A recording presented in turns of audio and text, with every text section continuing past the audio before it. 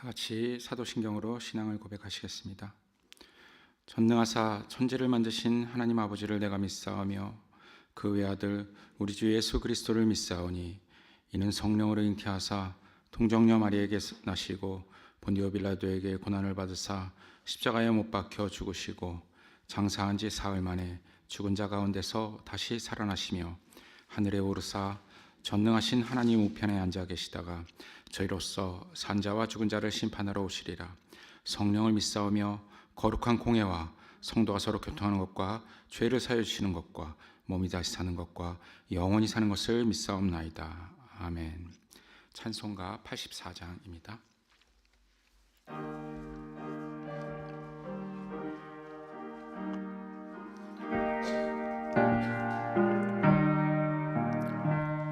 온 세상이 캄캄하여서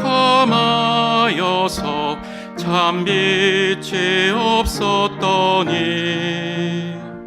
그 빛나는 영광 나타나 온 세상 빛이었네. 영광 영광의 주 영광의 주 밝은 그 빛 내게 비추었네. 영광의 주 영광의 주 이 세상의 빛은 오직 주 예수님. 주 말씀을 믿는 사람은 그 마음이 시원하고 주 명령을 준행하는 자 그 길이 환하겠네. 영광의 주 영광의 주 밝은 그 빛 내게 비추었네.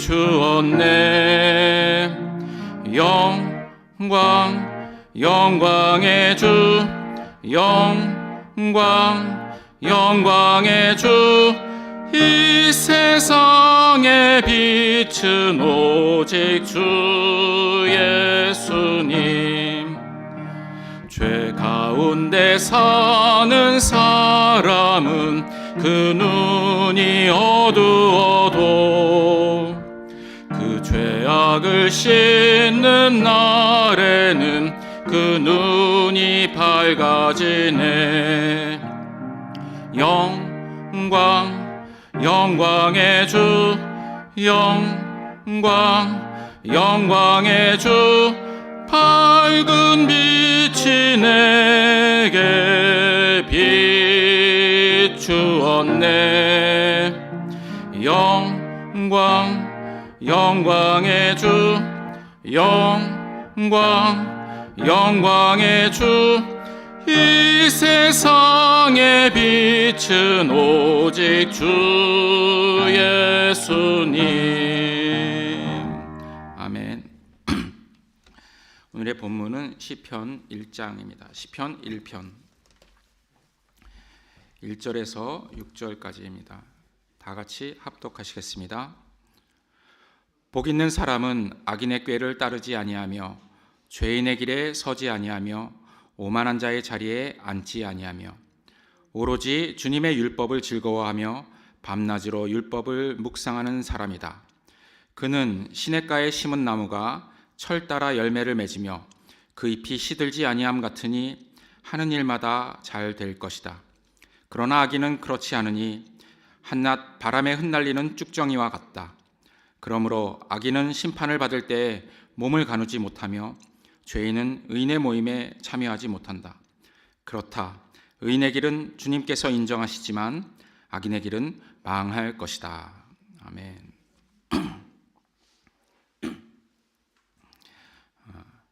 시편은 히브리어 성경에서 세페르 테일림, 즉 찬양의 책이다 이렇게 되어 있습니다. 헬라어 성경인 72역에서는 풋살모이라고 하는데 현악기 연주 혹은 현악기 연주를 동반한 노래라는 것을 뜻합니다.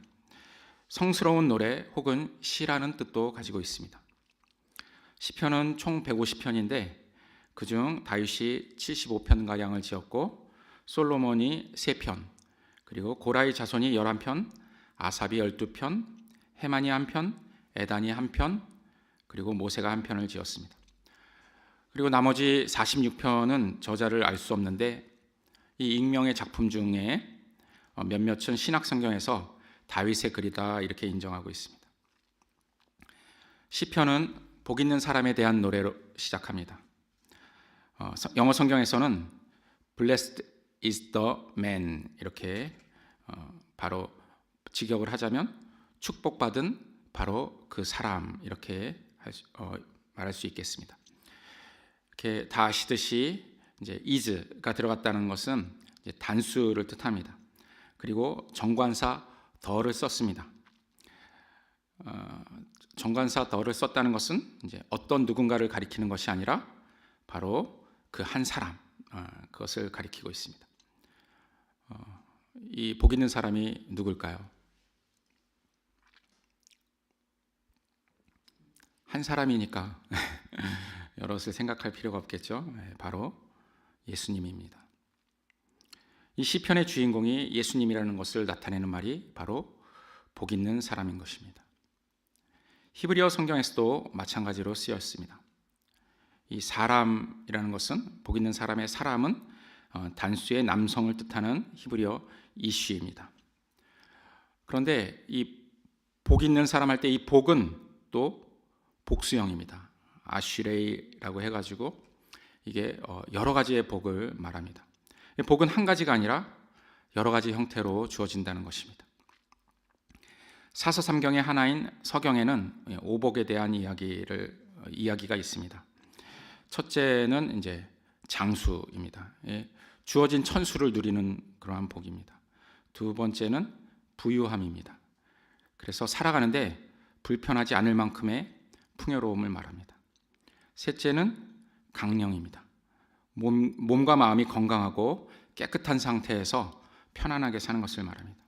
네 번째는 유호덕, 덕이 있다라는 건데 남에게 많은 것을 베풀고 돕는 그러한 선행과 덕을 쌓는 것을 말합니다. 마지막 다섯째는 고종명입니다. 일생을 건강하게 살다가 고통 없이 편안하게 생을 마치는 것을 말합니다. 이제 서민들의 복이라고 하는 오복이 또 있습니다. 첫 번째는 치아가 좋은 것입니다. 두 번째는 자손이 많은 것입니다. 세 번째는 부부가 해로하는 것입니다.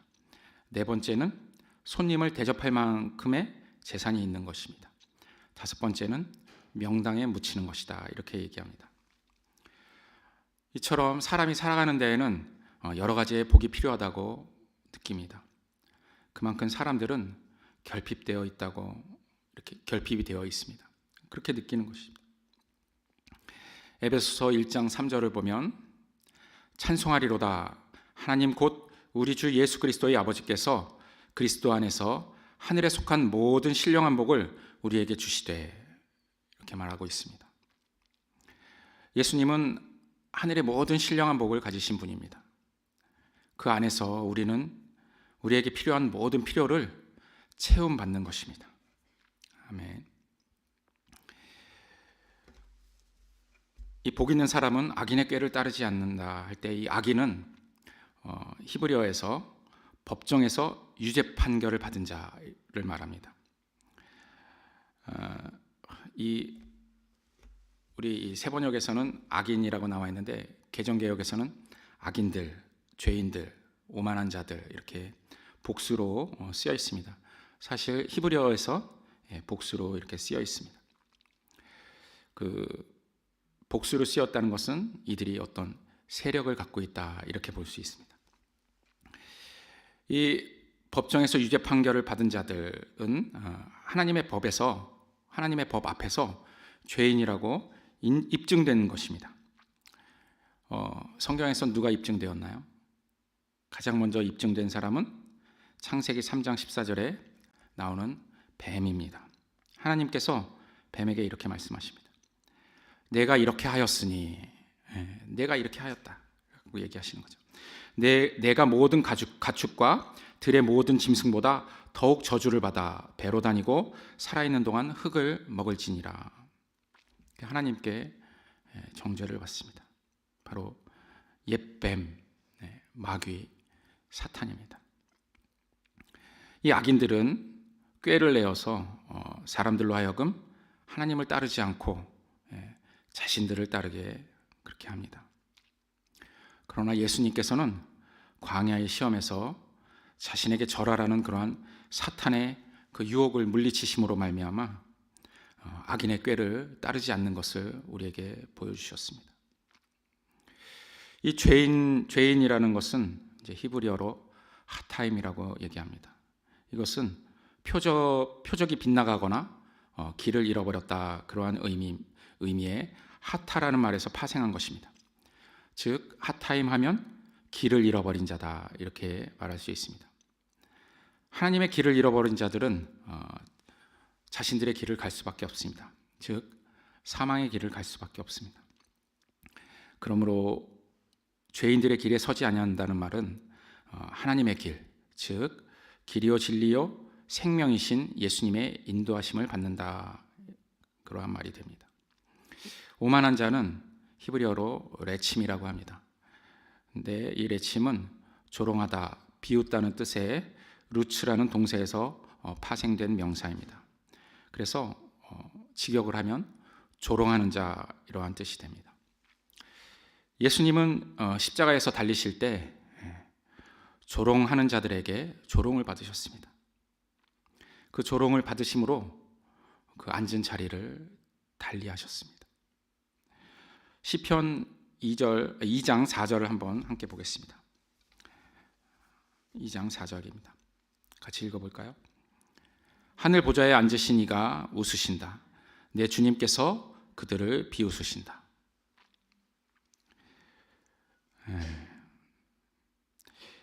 원래 예수님은 보좌에 앉으셔서 능히 사람들을 비웃으실 수 있는 분입니다. 그러나 그 비웃을 수 있는 그러한 분이 비웃음을 받는 이 땅으로, 그러한 자리로 내려오셨습니다. 그러한 이유는 우리를 대신해서 조롱을 받으신 것입니다. 그렇기 때문에 예수님께서는 결코 우리를 비웃거나 조롱하시지 않습니다. 이것이 우리한테는 아주 복된 말씀입니다. 우리가 세상에 조롱을 당해도 하나님은 우리를 조롱하시지 않고 오히려 우리를 불쌍히 여기십니다. 또한 설령 우리가 우리 스스로에게 실망할 일이 있더라도 하나님께서는 우리를 향해서 결코 실망하시지 않습니다. 예수님은 복 있는 사람으로서 받은 그 복이 그 예수님을 인도하였습니다. 그리고 예수님은 그 복에 순종을 하셨습니다. 이 복은 매우 인격적입니다. 그래서 하나님의 율법을 만났을 때 즐거워하게끔 그렇게 인도하십니다. 이 율법은 토라, 곧 모세오경을 말한다고 볼 수도 있지만 성경 전체 혹은 하나님의 계시나 교훈 전체를 내포하고 있다, 이렇게 볼 수 있습니다. 저는 이 후자가 더 좋겠다고 생각을 합니다. 그렇기 때문에 우리는 주 안에서 예수님과 함께 하나님의 법을 사모하고 즐거워하며 밤낮으로 읊조리게 되는 것입니다. 이 묵상하다라는 말은 히브리어의 하가라는 말인데 가만히 생각을 하는 것이 아니라 입으로 조용하게 읊조리는 것을 말합니다. 이제 성경을 암송하는 것도, 조용히 암송하는 것도 이 하가라고 할 수 있습니다. 그는 시냇가에 심은 나무가 철 따라 열매를 맺으며, 그 철 따라라는 것은 문자적으로 그의 때, 이러한 말입니다. 정해진 때, 적절한 때, 기회, 이러한 의미를 가졌는데 추수기 때 열매를 맺었다, 이러한 말이 됩니다. 시냇가에 심은 나무가 철 따라 열매를 맺고 시들지 않는다는 것은 그가 하는 일마다 모두 잘 된다는 것을 말하는 것입니다. 이것은 예수님의 형통입니다. 이러한 예수님의 형통은 하나님의 율법을 즐거워하며 또 밤낮으로 작은 소리로 율법을 읊조리는다, 이러한 데에 있습니다. 우리도 예수님을 따라한다면 바로 하나님의 율법을 즐거워하고 또 밤낮으로 또 묵상하는 것, 읊조리는 것, 이게 우리한테도 중요하다고 하겠습니다. 그러나 악인들은 한낮 바람에 흩날리는 쭉정이와 같습니다.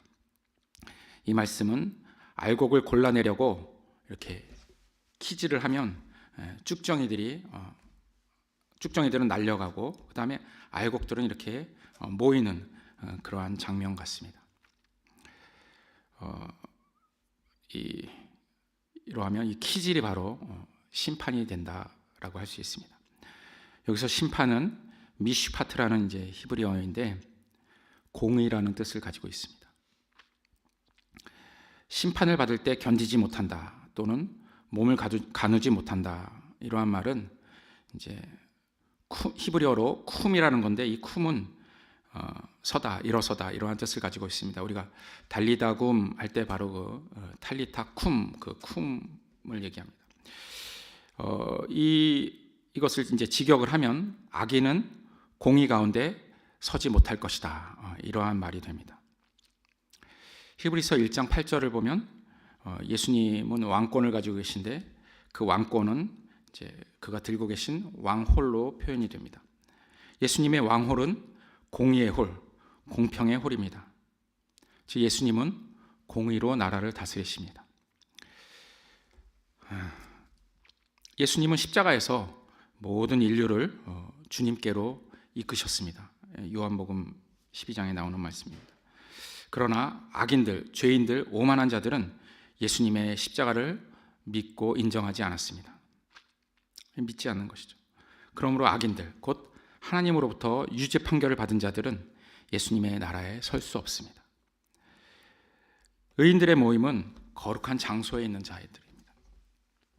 하나님의 심판 앞에서 부끄러움이 없는, 오히려 하나님으로부터 상을 받는 자들의 그러한 총회입니다. 이 의인들의 길은 바로 이제 길과 진리요 생명이신 예수님이시죠.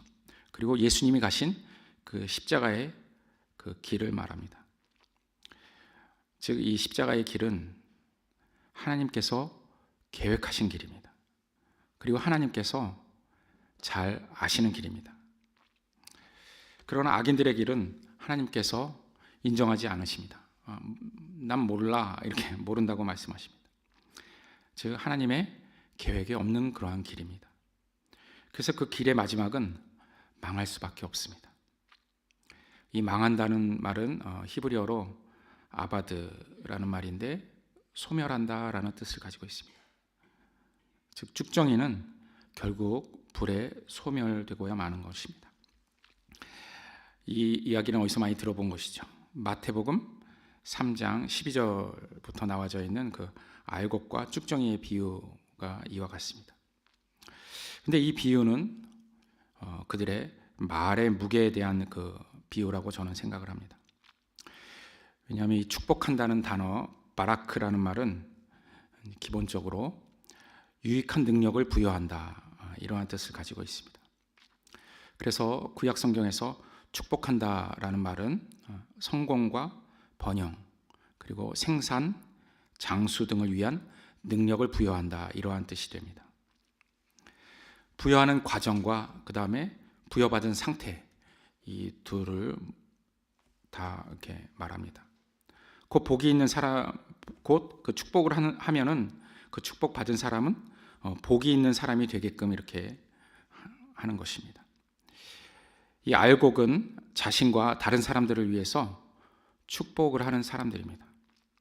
그들의 말은 알곡과 같아서 무겁고 풍성한 열매를 맺게 됩니다. 우리 동양에서도 이러한 얘기가 있죠. 남아이로는 중천금이다. 꼭 남자만을 얘기하는 건 아니지만 여기 시편에서도 복 있는 사람을 남성 단수로 썼으니까 이제 대표하는 말로 생각하시면 됩니다. 남자가 한 번 말한 것은 그 무게가 천근과 같다, 이러한 말입니다. 그런데 반대로 히브리어에서 저주라는 그러한 뜻을 가진 이제 칼날이라는 말이 있는데, 이 단어의 뜻은 그 사람의 말을 가볍게 하여서 열매 맺지 못하게 하다, 이러한 의미를 가지고 있습니다. 즉 쭉정이 같은 사람이 되게 한다는 것입니다. 이러한 악인들은 저주하는 자들이지만 또한 자신들이 저주를 받은 사람들입니다. 그들은 결코 열매를 맺을 수 없습니다. 이 1장에 이 복 있는 사람에 대해서 이제 이 복 있는 사람이 바로 예수님이다, 이렇게 얘기를 했습니다. 그 2장에서 이 예수님에 대한 이야기가 또 나옵니다. 뭐냐면 내가 나의 거룩한 산 시온산에 나의 왕을 세웠다, 이렇게 또 왕을 세웠다고 이렇게 예수님을 이렇게 또 표현을 합니다. 3장에서도 있습니다. 3장에서도 있는데 마지막 8절에 보면 구원은 주님께만 있습니다. 그리고 이제 예수님, 예수의 이름, 즉 이제 구원, 이렇게 예수님을 소개하고 있습니다. 이 각 장마다 예수님을 소개하는 단어들이 이렇게 있습니다. 이 주 안에 있는 우리 예담교회는 말에 무게가 있는 사람들입니다. 우리는 주님을 찬양하고 서로 축복할 뿐만 아니라 우리의 이웃들과 땅 끝에 있는 사람들에게도 주님의 복이 전해지기를 원하는 사람들입니다. 그렇죠? 네, 맞습니다. 사람들이 우리를 욕하고 저주하여도 주님의 십자가의 길을 따라 그들을 용서하고 용서할 뿐만 아니라 축복하는 그러한 사람들이 우리 예담교회 사람들입니다. 우리의 축복이 세상에 넘치는, 세상에 욕과 저주가 난무하죠. 그러한 넘치는 저주를 이길 줄로 믿습니다. 오늘도 이 축복의 길을 쉬지 않고 가는 우리 예담교회가 되기를 간절히 축원합니다. 아멘. 기도하시겠습니다. 우리를 사랑하시는 하나님 아버지, 십자가에서 우리를 용서하신 아버지께 감사드립니다. 그 용서하심을 기억하는 우리가 우리의 이웃들을 용서하는 데 부지런하게 도와주시고 축복하는 데 인색하지 않도록 도와주시길 바랍니다. 주 안에서 복 있는 사람들로서 우리의 형통함이 아버지의 영광이 되게 하시고 이웃의 형통함이 우리의 기쁨이 되게 하여 주시옵소서. 우리를 사랑하셔서 기꺼이 십자가의 길을 가신 예수 그리스도의 이름으로 기도 올립니다. 아멘. 하늘에 계신 우리 아버지여, 이름이 거룩히 여김을 받으시오며 나라의 임하옵시며 뜻이 하늘에서 이룬 것 같이 땅에서도 이루어지이다. 오늘날 우리에게 일용할 양식을 주옵시고 우리가 우리에게 죄 지은 자를 사하여 준 것 같이 우리 죄를 사하여 주옵시고 우리를 시험에 들게 하지 마옵시고 다만 악에서 구하옵소서. 대개 나라와 권세와 영광이 아버지께 영원히 있사옵나이다. 아멘.